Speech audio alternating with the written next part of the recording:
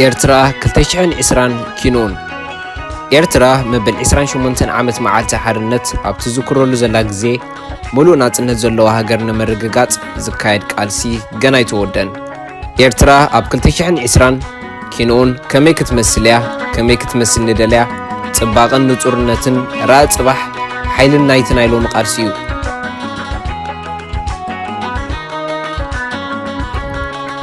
ኣይሸዓት ህዝብና ተኣከቡ ንህለላ ምስጋና ከካይዱ እዮም። እዚ ንኣዋርሕ ክቕጽል እዩ። ኣማይት ኣይሸዓት ስደተኛታት ናብ ሃገሮም ክውሕዙ እዮም። ብዙሓት ጠርኒፎም ክምለሱ እዮም።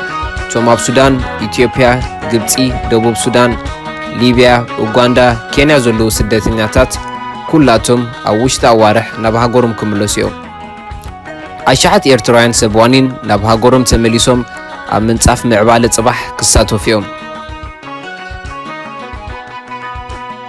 ብዘይ ሕጊ ዝተኣስሩ ዘበሉ ኩላቶም ክፍትሑ እዮም። ምስ ኩለን ጎረባብቲ ኤርትራ ዝኾነ ሃገራት ሙሉእ ሰላም ክህሉ እዩ።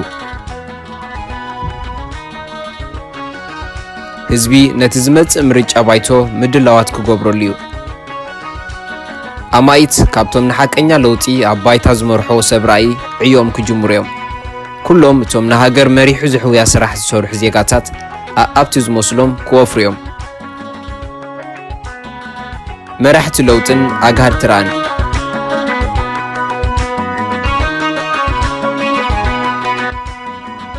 ናይ ጽባሕ መራሕቲ ኤርትራ ህዝቢ ዛሃገር ብሰላም ርይዎ ምእንቲ ክነብር ፍትሕን ምድግጋፍን ድሰረቱ ሕብረተሰብ ክህነጽ ዝዓዩ ነባሪ ቁጠባዊ ዕቤት ንኽመጽእ መገዲ ዘጽርዩ ካብ ውሽጥን ካብ ደገን ድብገስ ንድሕነት ሃገር ኣብ ሓደጋ ዘእቱ ተንኰል ከይብገስ ብሜላ ዝቃለሱ እዮም። ነዚ ዘግህዱ ስልጣን ሒዞም ንህዝቢ ኣብ መራኸቢ ብዙሃና ተቐልቀሉ ከም መላእኽቲ መሲሎም ከደንቆ ዝፍትኑ ንኽብርን ልቦናን ሓይልን ገዛእ ሕብረተሰቦም ዘስተናዕቑ ከም ንህፃን ንሕብረተሰብ ብመብፅዓ እንዳኣዳናገሩ ካብ ኣፍ ድኻን ዘኽታምን ዝምንጥሉ ይኮኑን።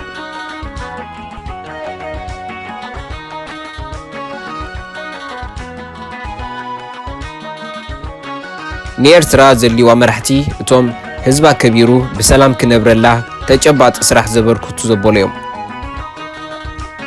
ንኤርትራ ጽባሕ ዘልይዋ መራሕቲ እቶም ለይትን መዓልትን ዝጽዕሩ ሓርስቶት፣ እቶም ሃገር ዝቕልቡ ገፈፍቲ ዓሳ፣ እቶም ሃገሮም ዘንቁሑ መምሃራን እዮም። እቶም ዕዳጋ ዘርግኡ ነጋዶ፣ እቶም ፍትሕን ርግኣትን ዘንግሱ ፖሊስ፣ እቶም ሓቂ ዘርትዑ ፈራዶ፣ እቶም ከይባትኹ ጽቡቕ ግብሪ ክነግስ ዝምህሩ መምሃራን እምነት፣ እቶም ምስ ነፍሲ ወከፍ ውልቀ ሰብ ዝዛረቡ ካብ ህዝቢ ዝተሓርዩ ኣመሓደርቲ ዓዲ እዮም መራሕታ።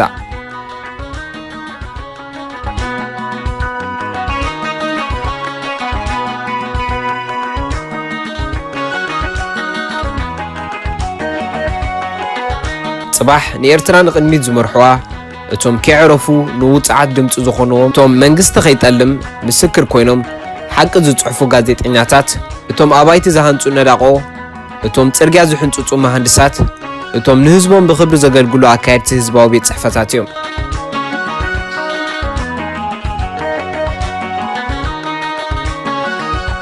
ንኤርትራ ጽባሕ ዝሕውይዋ ተጨቃጭቆም ዝቃዳድሙ ሰበስልጣናት ዘይኮኑስ እቶም ብሓሳቦም ብዕዮኦም ብመትከሎም ብፍቕሮም ነቲ ሃገር ካብ ታሕቲ ንላዕሊ ደው ዘብልዋ እዮም። ኩሎም እቶም ኣብቲ ሃገር ንቕድሚት ንምምራሕ ዝካየድ ቃልሲ ክሳተፉ ዝደልዩ ካብ ሎሚ ኣብታ ሰላም ዝዓሰላ ኤርትራ ዝገብርዎ ይፈልጡ እዮም።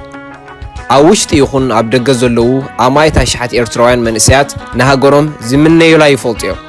ሰላም ምስ ኮነ ክገብርዎ ዝኽእሉ ድማ ይፈልጡ እዮም። እቲ ኣብ ውሽጥን ኣብ ደገን ምእንቲ ለውጢ ዝካየድ ዘሎ ቃልሲ ምእንቲ ለውጢ እዩ።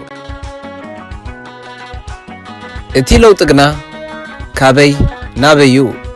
ኤርትራ ኣብ 2020 ድሕሪኡን ብዛዕባ እትኾነ ዘለና ራእይን ናብኡ ንምብጻሕ ዘልያን እንታይ ምዃኑን እናገለጽና ነዚ ሰሙን ሓቀኛ ትርጉም ናጽነት ነብረሃሉ ሰሙን ክንገብሮ ንኹላትኩም ንዕድመኩም።